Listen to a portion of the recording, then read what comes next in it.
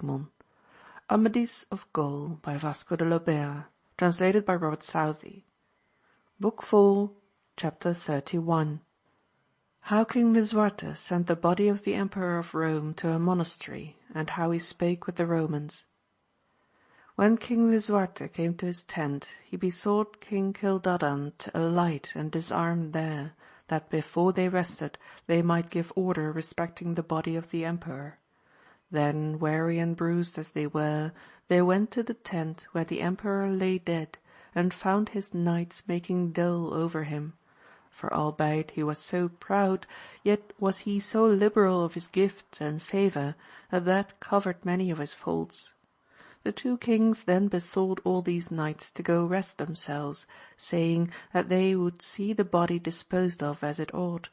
and then they gave orders to the officers of his household to prepare the body that it might be carried a day's journey to a monastery near the town of Lubaina, from whence it may be removed at leisure to the chapel of the Emperor at Rome. They then returned to the tent, and then they supped, and it seemed with a cheerful countenance. But there was one who was troubled in his spirit, and that was King Lisuarte.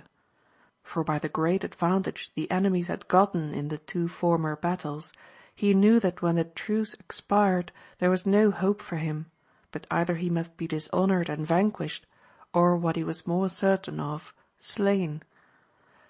On the morrow the Emperor and Floyan were carried to the monastery, and Lisuarte and King Cildadan went to the Emperor's tent, and called together Arquisil and Flamineo and the chief knights among the Romans, and said to them, My good friends, God only can tell the grief I feel for this loss, and the desire I have to revenge it, but the past is without remedy, and we must show that the death of a prince is not the destruction of all his people. If all others should forsake me, I will not depart from this place, except either conqueror or dead. Do ye therefore call to mind what you are, and we may yet recover what advantage we have lost to our great glory. To this Arquisil, who was now the chief in rank as well as courage, being next in succession to the Emperor, replied, It is notorious to all the world what signal things the Romans have achieved, being among other nations like the morning star among other stars. Since we are of so great a nation, do not you, King Lisuarte, believe but that we will fearlessly follow the example of our forefathers, and therefore for myself and for these chiefs I offer, when this truce is at an end, to take the front of the battle and to resist the enemy even with more heart and courage than if our lord the Emperor were present. Greatly were they all contented with this brave speech of Arquisil. King Lisuarte then said to Cildadan, Good sir, since we have found such resolution in the Romans which I did not expect, and since they have now so good a knight as Arquisil to lead them, we also should lay aside all fear, and take this chance as we ought. For myself I tell you that after the truce there shall be nothing but battle, and if God does not give me victory, I do not wish him to give me life, for death would be more desirable. Now, though King Cildadan was always grieved at heart to think that he was tributary to King Lisuarte, yet being so good a knight, and regarding his oath and promise more than his own will and pleasure, he replied, I am rejoiced, sir, by what the Romans say, and still more at beholding your resolution. For things like these are the touchstones by which virtue is proved. For myself, be assured that living or dead, where you are, there shall my body be found also. From that hour King Lisuarte resolved, let his fortune be what it might, to release Cildadan from his vassalage for that good will which he manifested to die in his defence. Chapter 32. How when the holy hermit Nasciano knew of this great quarrel between the kings, he set about making peace. Nasciano, the holy man who had brought up Esplandian, heard of the great discord between the kings, and what danger they were in, whether by a special revelation of God or by rumour that reached him is not known, for the hermitage wherein he had dwelt 40 years was in so remote a part of the forest that scarcely ever traveller passed that way. He, being sick, besought God to give him strength, that he might go to the Firm Island to obtain Oriana's consent, without which it could not be done, that he might reveal the secret of her love to Amadis, which he might safely do, she being not in her father's power, and whereby he trusted to bring about peace. So being somewhat recovered, though still very weak and infirm, he mounted his ass, and took with him 2 men of the village where his sister dwelt, and with much labour and slow travelling arrived at the Firm Island, when King Perion and the army had left it to give battle, whereat he was greatly grieved. Being arrived, he sent word to Oriana of his coming, at which she greatly rejoiced, being desirous to consult with him respecting her conscience, and she sent the damsel of Denmark to bring him to her. So soon as he came within the doors, she fell upon her knees before him, and wept bitterly, and said, "O holy man, give your blessing to the unhappy and sinful woman who, for her own misfortune and the mischief of so many others, was born into this world." The tears came into the hermit's eyes, and he raised his hands and blessed her, saying, "That God, who is the helper of all and almighty, bless you and remedy all your troubles." He then took her by the hand, and raised her up, and said, "My good lady and dear daughter, I am come hither with much toil to speak with you, and when you are so pleased, hear me, for I cannot tarry, neither is it befitting my habit and manner of life." Oriana, who could not answer him for sobs, then led him to her chamber, and gave order that they should be left alone. When the hermit saw he could speak safely, he said, "My good lady, I have heard all this news in my hermitage, and have therefore taken this journey, because I knew the secret of your conscience, and the great danger of your person and fame, if the marriage which the king your father designeth should take place. Now, my dear daughter, having learned this from you in confession, I am not at liberty to apply the remedy to all this evil, but it is now a greater sin to keep it silent than to reveal it. I therefore come, my beloved daughter, that you may be persuaded that your father should be informed of what has passed, and how he cannot lawfully give you any other husband than the one you already have, for while he thinks he may justly dispose of you in marriage, he will persist in his determination to the great destruction of so many, and at last it will be discovered, for the Gospel saith, that all hidden things shall be made known." Oriana, who had now somewhat recovered, took his hands and forcibly kissed them oftentimes, and said, "O holy man and servant of God, I commit my cares to you, that you may do what is most for the good of my soul and the service of God. And I beseech him to direct you, not as I, sinner as I am, have deserved, but as he in his infinite goodness hath oftentimes been pleased to deal with those who, like me, with their whole hearts implore his mercy." "Put your trust in him," replied the good man, "and I must without delay depart, for great evil might arise if I made any tarriance." "God be with you," said Oriana. "I beseech you, if you return here, bring with you the child who is indebted to you, under God, for his life." The holy man then took his leave, but so infirm was he, that not being able to travel in any other manner than upon his ass, he did not arrive at the camp of King Lisuarte till these 2 battles had been fought, and they were employed in burying the dead. This sight greatly troubled him, and he besought God to prosper him, that he might be the means of ending this destructive quarrel, and without any delay he rode straight to the king's tent, and there alighted from his ass and went in. When the king saw him, he knew him immediately, and marvelled at his coming, for he thought that by reason of his great age he could not go from his hermitage, and he presently judged that so holy a man was not come without great cause, and he went to meet him, and fell upon his knees before him, and said, Father Nasciano, my friend, and the servant of God, give me your blessing." The hermit raised his hands and said,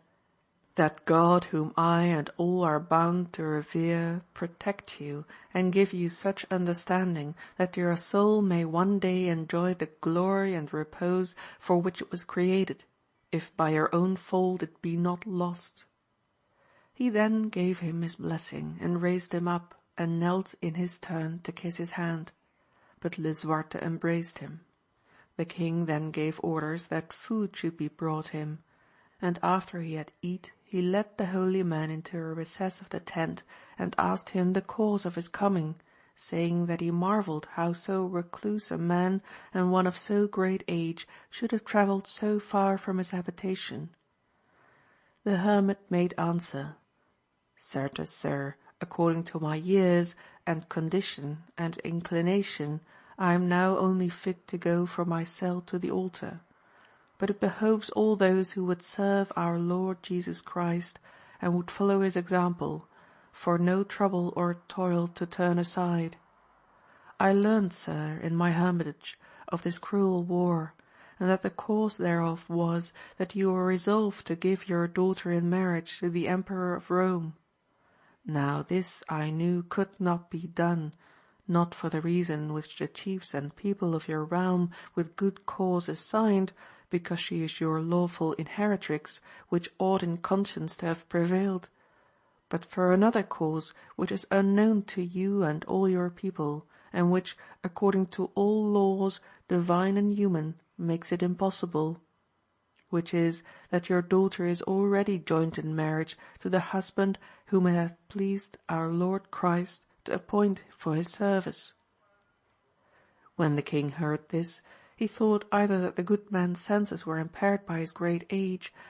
or else that someone had deceived him with false tales, and he replied, "Nasciano, my good friend, my daughter Oriana neither now has, nor ever has had, any other husband than that emperor to whom I gave her, and God is my witness that I did not that for the sake of disinheriting her to give my kingdom to my other daughter, as some have supposed, but in order by this alliance with the Roman Empire to increase his holy Catholic faith. If I had foreseen the great evils which have occurred, I would gladly have changed my purpose, but as my designs were just and good, I cannot think that what has ensued can be imputed to my account." The good man replied, "I told you, sir, that the cause was unknown to you, but I knew it. On that day, sir, when by your command I brought child Esplandian to your tent in the forest, the Queen and Oriana spake with me concerning the state of their conscience, and then I learned from your daughter Oriana that when Amadis of Gaul delivered her from Arcalaus and the 4 knights who were carrying her away, that day when you were decoyed away by the damsel, and in danger of losing your kingdom and your life, unless you had been helped by Galaor, she then, in recompense for the service which you had done her, and still more for what his brother had done for you, promised marriage to that noble knight, who was the flower and mirror of all chivalry, and from this marriage it has pleased God that Esplandian should be born, whom he has thought fit so to distinguish above all others that live. You know, sir, better than I, what the wise Urganda the Unknown said concerning him, and now I would see if the great wisdom wherewith God has endowed you be well bestowed, and the great power wherewith he has entrusted you, for since he hath done for you so much more than you deserve, you ought not to think much of following what his holy destinies point out." When the king heard this he was greatly astonished, and said, "O Father Nasciano, is it true that my daughter is married to Amadis?" He replied, "It is certainly true that he is the husband of your daughter, and the child Esplandian is your grandson." "Holy Mary," quoth the king, "how ill done was it to keep this secret from me so long! If I had known or guessed it, so many would not have been slain for no fault of their own." My good friend, I wish you had informed me in time to have prevented this evil." "That, sir, could not be," replied the holy man, "for what is revealed in confession must never be divulged, and it is with the consent of the princess that I come.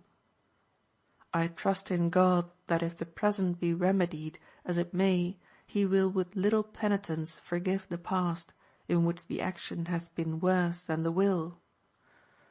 King Lisuarte made no answer. He sat musing upon the great worth of Amadis and the services he had received from him,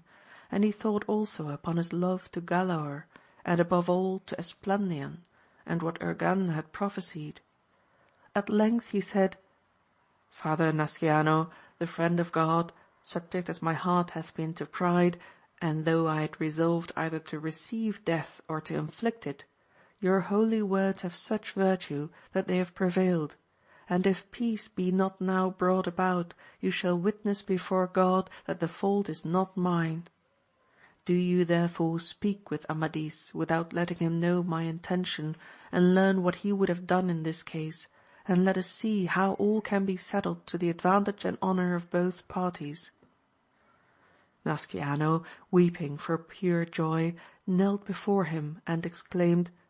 "O fortunate king, may he who came to save us thank you for this. I have not power to do it." So he prepared to depart without delay, that all might be settled before the truce expired. But as he was going forth from the tent, Esplandian and Sargil came in, whom Queen Brisena had sent to learn tidings of the king her lord. When the good man saw how he was grown, and that he was almost approaching to the stature of manhood, who can tell the joy and delight that he felt?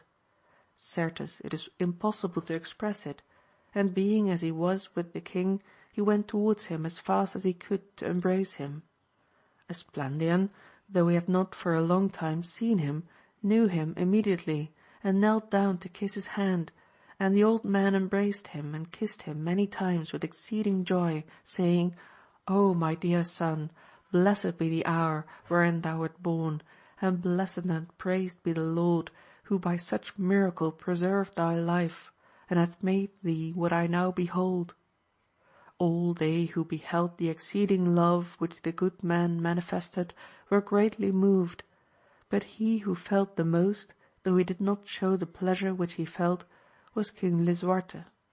For well as he had loved the child heretofore for his beauty and the hope there was of him, that love was without the knowledge that he was in very truth his grandson, and such force had this love that all the hatred and enmity which he had so long harboured gave way, and his old feelings towards Amadis returned, such as they were when Amadis was most in his favour. And now he knew that what Urganda had said was true, how that child should bring about peace between him and Amadis. The child now knelt to the king and gave him a letter from Queen Brisena, in which she besought him to make peace, if it could be done to his honour. The good man then said, "Sir, it would be a great comfort to me if you would permit Esplandian to go with me, that I may have leisure to look at him and talk with him." "Let him go," replied the king, "and I charge him not to leave you till it be your pleasure." For this the good man thanked the king much, and he said, "My good and happy son, come with me, since the king commands it." The child replied, "Good sir, and my true father, I am well pleased to go with you, for I have long desired to see you." So he went out from the tent and mounted his ass, and Esplandian and Sargil rode each his palfrey, and with his company the good man proceeded to the other camp, and rode directly to the tent of Amadis. Amadis, for he had never seen him, knew him not, and could not divine for what so old and infirm a man should come thither. And he knew Esplandian as little, for though he had spared the Roman knights at his entreaty, yet had he then seen him for so short a time that he had forgotten him. But so fair was the child that he could scarce believe such beauty could be in a mortal man. But Don Quadragante knew him, and went up to him, saying, "I must embrace you, my good friend." Don Brian of Monjaste and I gave the Greek knight your bidding." Then he turned to Amadis. "This, sir, is fair child Esplandian." When Amadis heard that name, whether or no he was pleased need not be said, for he was so overpowered with joy that he could hardly answer, and did not recollect himself, and if any one had looked at him they would have seen his agitation. But there was none who suspected the truth, for they all believed that only Urganda knew the father of the child. Then Amadis would have embraced him, while Don Quadragante was still holding him by the hand, but child Esplandian said, "Good sir, do honour first to the holy man Nasciano, who is come to seek you." When the knights heard that this was Nasciano, the fame of whose holiness and rigorous life was spread abroad in all parts, they all humbly drew nigh, and knelt before him and asked his blessing. The hermit then said, "I beseech my Lord Jesus Christ, if the blessing of such a sinner as I am can be of any avail, that it may abate the pride and anger of your hearts, and give you such understanding, that forgetting the vain things of this world, you may follow the true things of the True One." And then he lifted up his hands and blessed them. Amadis then embraced Esplandian, who made obeisance and reverence, not as to his father, but as to the best knight in the world, whom he had long desired to see, and from whom he could now hardly take off his eyes. Amadis, seeing how earnestly the child looked at him, suspected that he knew something of the truth, but the good hermit, beholding them both how fair they were, as they were thus embracing, he was as happy as if he had been in paradise, and in his heart he prayed to God for them, and besought him that for his service he would be pleased to enable him to make peace between these knights, who were the flower of the world. He then said to Don Quadragante, "Sir, I have something to say to Amadis. While I speak with him, be pleased to take with you this child, since you better than any other of these knights know him." He then took Amadis by the hand, and when they were sufficiently retired he said, "My son, before I open to you the principal cause of my coming, I would have you call to mind how much more than all other living men you ought to be thankful to the Lord our God, for at the hour of your birth you were shut up in an ark and cast into the sea, and the Redeemer of the world had pity on you. He hath made you the fairest knight in the world, and the strongest and most well beloved, and seeing that he hath done so much for you, what ought not you to do for him? I am come hither, son, with great toil and pain, to see if I can bring about peace, and having spoken with King Lisuarte, and found him disposed to obey God, as every good king who is the servant of God should do, I would now, my good sir, learn whether you have most regard to him who created you, or to the vain glory of the world. You may speak to me without reserve, for I have been to the Firm Island, and have undertaken this charge with the permission of the Princess Oriana, the secret of whose heart I have learned in confession." Amadis well believed that this was true, because this was a holy man who would not speak an untruth. He made answer, "Friend of God, and holy hermit, I should be the most fortunate knight that ever lived, if I could discharge what I owe to our Lord Christ for the benefits wherewith he has favoured me. But I am a sinful man, who every day offend him, and right glad shall I be if by your coming I may be taught how to make atonement for the past." "O my fortunate son," exclaimed the good man, "how have you comforted my heart, that was so disconsolate at beholding so great destruction. That Lord who is to save you give you the recompense which I cannot. Now without fear I will tell you what I have already done." Then he told him how, by Oriana's consent, he had revealed the secret to King Lisuarte, and with what patience the king had learned it, and since by God's help they were in this state, he besought him to devise how, by his marriage with the princess, peace might be established. At this the heart and all the flesh of Amadis trembled for exceeding joy, to think that, by the consent of his lady Oriana, the secret of their love was now made known. "My good sir," he replied, If King Lisuarte is in this disposition, and will accept me to be his son, I will acknowledge him for my lord and father, and serve him in whatsoever shall be to his honour. How then, quoth the hermit, shall I proceed to bring this about before there be farther mischief? Amadis made answer, Methinks you should speak with the king my father, and tell him wherefore you are come hither, and request him to incline to peace, if King Lisuarte should now accord to what Don Quadragante and Don Brian heretofore demanded, with regard to his daughter Oriana. I trust in his virtue that you will speed with him as you desire. Tell him that you have communed with me, but that I refer everything to his pleasure. The good man incontinently went to the tent of King Perion, taking with him Sargil and Child Esplandian. King Perion, knowing who the good man was, received him with much love, and looking at Esplandian, whom he had never before seen, he marvelled to behold so fair a creature, and asked the hermit who he was.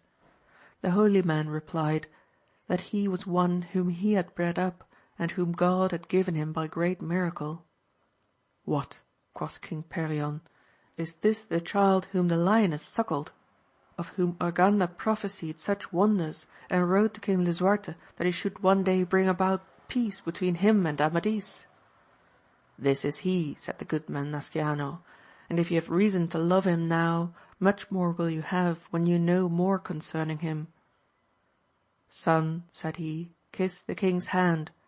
But Perion then embraced him, and asked Nasciano if he knew whose child he was. God's child, the good man replied, though born of mortal man and woman. But it is manifest that God loved him like a child, and it will please him that before long you shall know more concerning him. He then led the king aside, and said, I am come hither, king, being thus aged and infirm as you see me, hoping that the Lord my God will enable me to put an end to this strife. I have spoken with King Lisuarte, who, as one who serves God, is well disposed for peace, so it may be concluded to the honour of both parties, and I have spoken with your son Amadis, who says that he will obey your will, so that now peace or war is at your choice. But all know how greatly you are bound to serve the Lord, who hath so blessed you with all the good things of this life, your kingdom and your wife and your sons. And now will it be seen in what manner you acknowledge his goodness, and are desirous to serve him.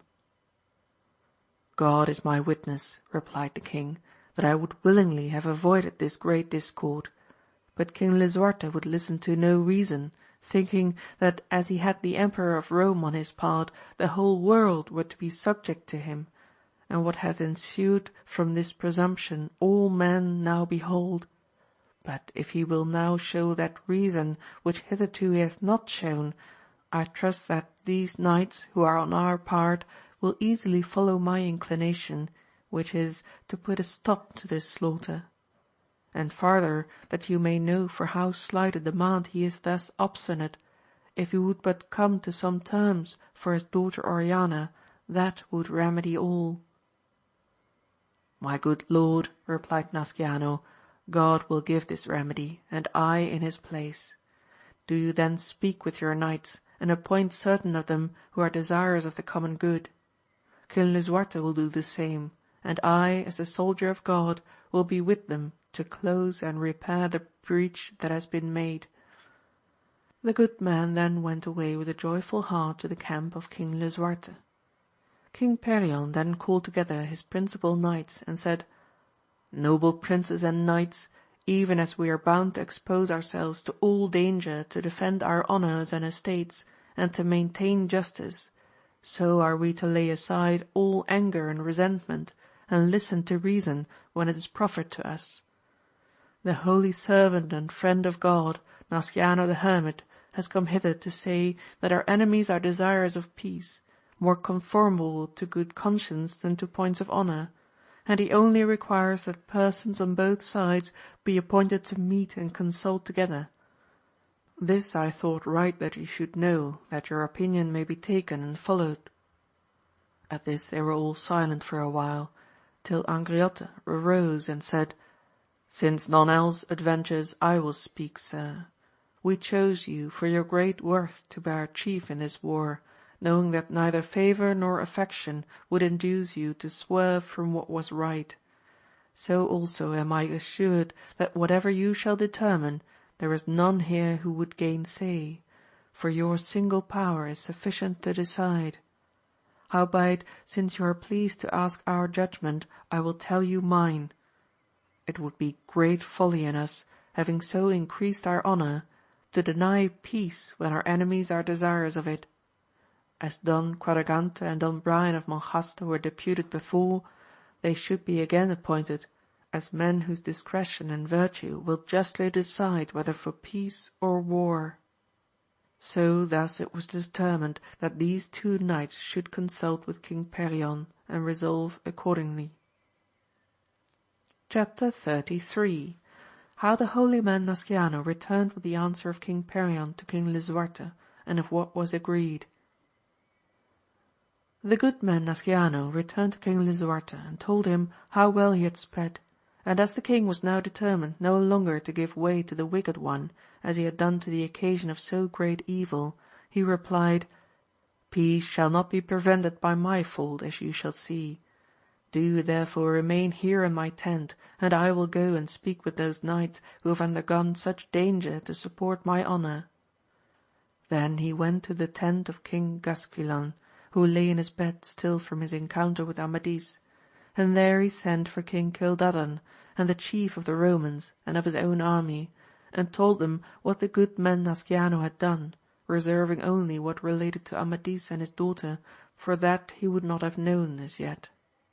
And he besought them to deliver their opinion, in particular the Romans, for the great loss which they had sustained in losing their emperor bound him to follow their will, even though it were different from his own. King Cildadan in like manner requested the Romans to state their opinion, and upon that the good knight Arquisil arose and said, If my lord the emperor were living, his opinion ought to be followed, because this quarrel was his,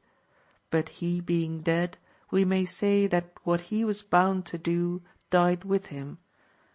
And we, who are his kinsmen and vassals, are now no more apart than as we are bound to follow you, King Lisuarte, which we will do while a man of us remains alive.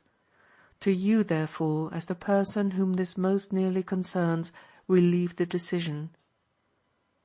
Much was the king pleased at the speech of this knight, which was as prudent as it was courageous. So returning to his tent, he appointed King Arban of North Wales and Don Guilan the Pensive to treat on his part, and he said to the hermit, As things are in this state, I hold it advisable that you should return to King Perion and tell him that I have chosen these knights, and that as there always are delays in such matters, it would be well if we both raised our camp, because while we are here, neither can the wounded be well looked to, nor the armies supplied with food for men and beasts. He therefore should fall back a day's journey, and I to the town of Lubena, to see that my wounded men be taken care of, and to send off the emperor to his own country. Our mediators will know how to proceed, and you shall be present, and if need be, he and I may see each other, where we may think good. This pleased the hermit well, for though all was not yet settled, he knew the danger would be farther removed when the armies were farther apart, for though this good man was in orders and led so strict a life in so remote a part, he had in his time been a right good knight in the court of King Lisuarte's father, and after of King Falangris, so that though he was perfect in things divine, he was also well versed in things temporal.